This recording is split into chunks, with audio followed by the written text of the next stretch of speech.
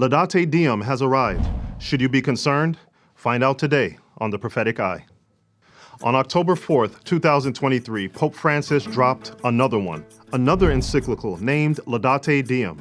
According to Vatican News, Laudate Deum is a new document intended to update his encyclical letter, Laudato Si, and is a firm call for action. This new encyclical has some very important updates that you need to see, especially as it relates to Laudato Si.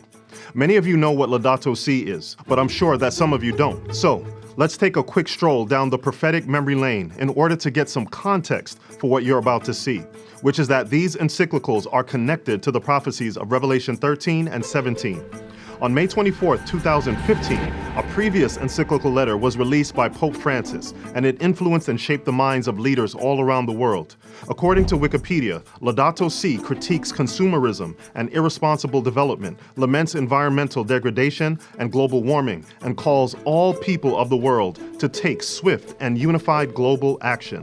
Subtitled Care for Our Home, the encyclical was a call to action, a call to take drastic steps to inspire the masses to care for our planet. And what went largely unnoticed by many who read the encyclical did not go unnoticed by those of you that have the prophetic eye.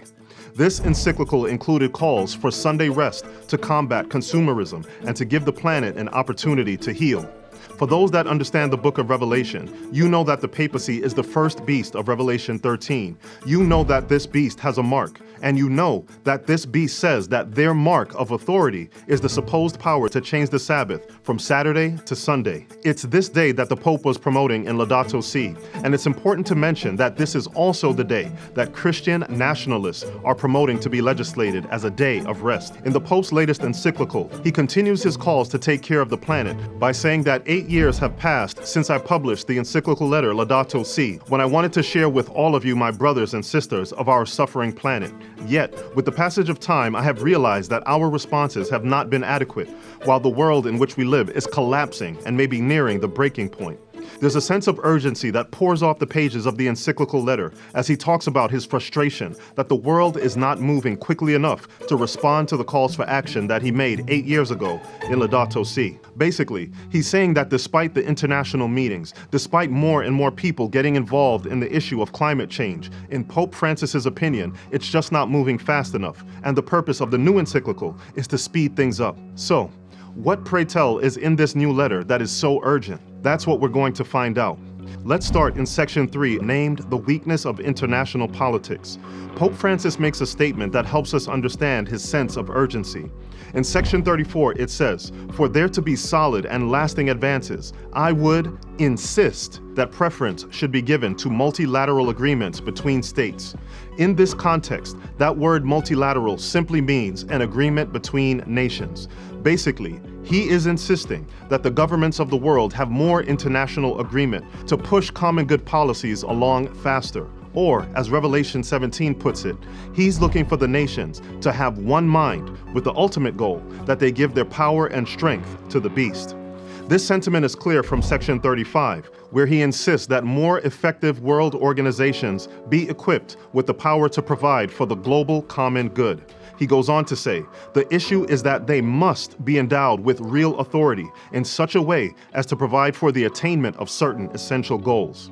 In this way, there could come about a multilateralism that is not dependent on changing political conditions or the interests of a certain few and possess a stable efficacy. This is a demand for real authority among the nations to reach goals that he believes are essential, and the desire is that this not be dependent on which political party is in power, but to have a stable system of authority that is always in place.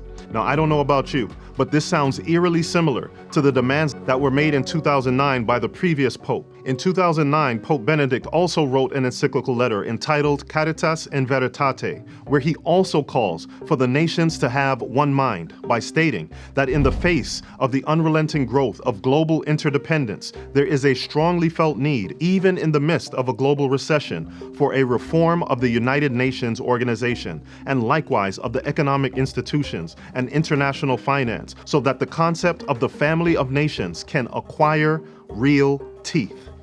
I hope you caught that.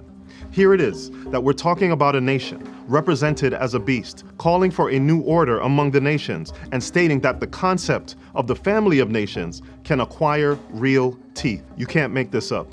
In 2009, the same year that Pope Benedict made his calls for a reform of the United Nations organization, there was a conference in Copenhagen that was attended by the world leaders where this was said. For the first time, we have a common approach around the world to cleaning up banks' balance sheets and restoring lending. We are engaging in a deep process of reform and restructuring of our international financial system for now and for the future, and we have maintained our commitment to help the world's poorest. These are not a single collection of actions. This is collective action, people working together at their best.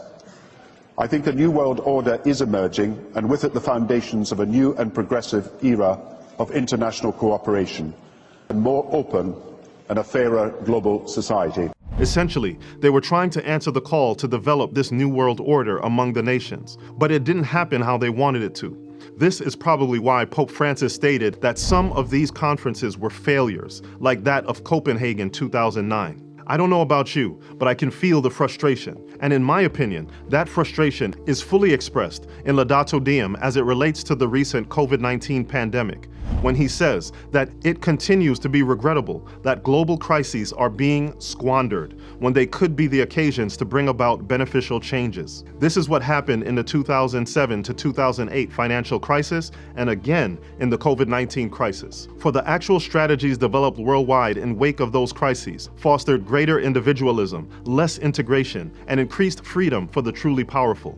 If you didn't see it, he is saying that it is regrettable that the global crises are being squandered, which are the financial crisis and pandemic crisis, which he sees as opportunities for the nations to truly have one mind. In essence, he's echoing the old saying, never let a good crisis go to waste. But some say, what's the big deal? He's only trying to save the planet from climate change. Why is this even important? Why should we even care about this? The reason for this is that when Christ was on earth giving his disciples the signs related to the second coming, some of the things he talked about included signs in nature. In Matthew chapter 24, verse 7, he said that there shall be famines and pestilences, or as we call them, pandemics, and earthquakes in diverse places. And in Luke chapter 21, verses 25 and 26, he said there would be distress of nations with perplexity, the sea and the waves roaring, men's hearts failing them for fear and for looking after those things which are coming on the earth. The picture that is presented is one of fear, and that this fear would influence all the nations of the earth. And part of the fear is connected with the changes in nature. Christ talked about earthquakes and the sea and waves roaring as signs of his coming. The Pope also mentions this, where he talks about the global imbalance that's provoking the warming of the planet.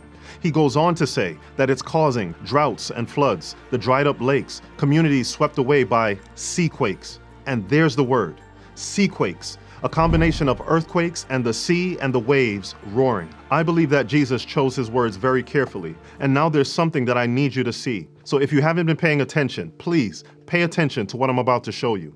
I want you to look for a word. It's a simple word, and that word is then. Okay, here we go. It's interesting that in Matthew 24, verse 7, right after Christ said that there would be famines and pestilences and earthquakes, he calls those the beginning of sorrows in verse 8.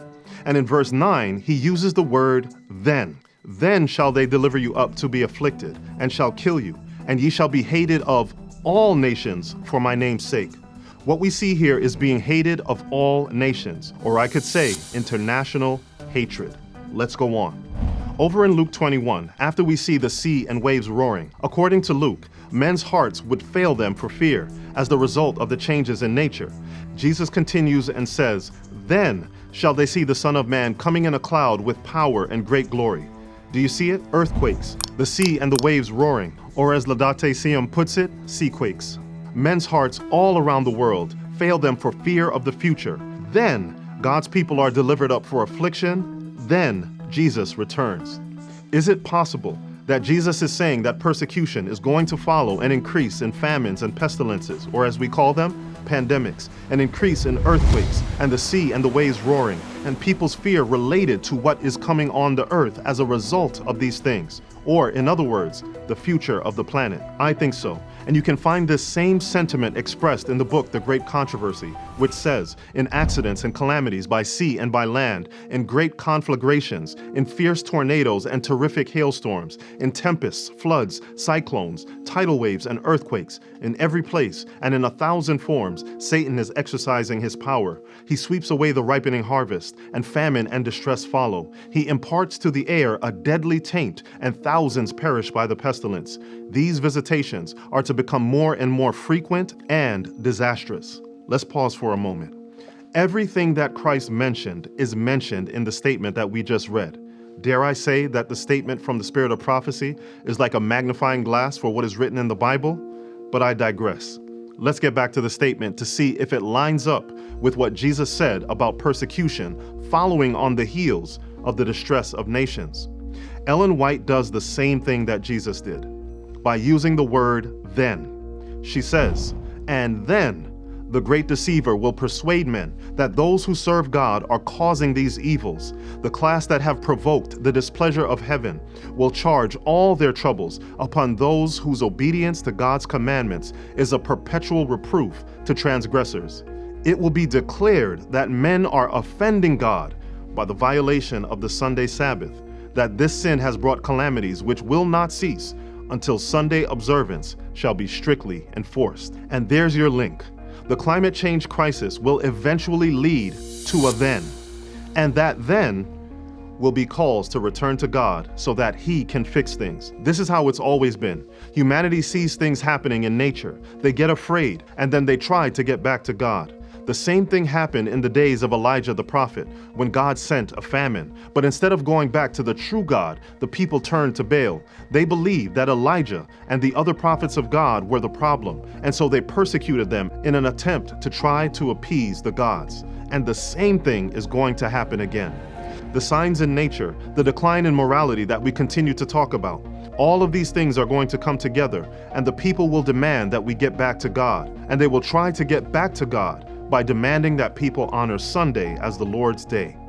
This is what will be looked upon as a way to appease God, to get Him to repair the brokenness of the planet. Because as Laudate Deum says, Sunday is meant to be a day which heals our relationships with God, with ourselves, with others, and with the world.